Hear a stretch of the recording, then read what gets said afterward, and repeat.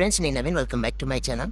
Friends, మనం Aadhaar card print ఇచ్చేటప్పుడు మనకు ఒక సిగ్నేచర్ అనేది అనిపిస్తుంటుంది కదా. సో ఇది మనకి క్వశ్చన్ మార్కులు ఉంటుంది. సో దీన్ని వ్యాలిడేట్ చేయకపోతే సో ఇది ఆధార్ కార్డ్ అనేది వర్క్ అయితే అవ్వదు. సో ఈ సిగ్నేచర్ వ్యాలిడేట్ ఎలా చేయాలో ఈ వీడియోలోనే చెప్పబోతున్నాను.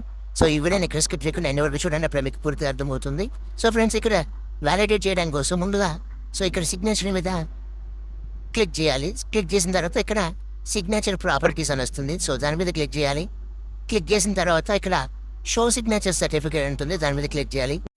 సో ఇక్కడ ట్రస్ట్ సర్టిఫికేట్స్ అని ఉంటుంది.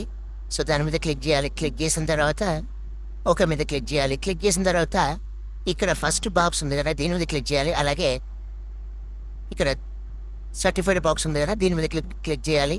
సో క్లిక్ చేసిన తర్వాత ఈ 3 బాక్స్ని కూడా క్లిక్ చేయాలి. అంటే ఇక్కడ ఉన్న మొత్తం బాక్సెస్ని క్లిక్ చేసిన తర్వాత ఓకే మీద క్లిక్ చేయాలి. సో ఇప్పుడు మళ్ళీ ఓకే మీద క్లిక్ చేయాలి. సో ఇప్పుడు వ్యాలిడేట్ సిగ్నేచర్ మీద క్లిక్ చేయాలి కదా. ఇక్కడ మనకి సిగ్నేచర్ అనేది వ్యాలిడేట్ అయింది. సో ఫ్రెండ్స్, ఈ విధంగా మనం ఆధార్ కార్డులో సిగ్నేచర్ అనేది వ్యాలిడేట్ చేయొచ్చు. ఫ్రెండ్స్, ఈ వీడియో మీకు నచ్చినట్టు షేర్ చేయండి, లైక్ చేయండి, కామెంట్ చేయండి.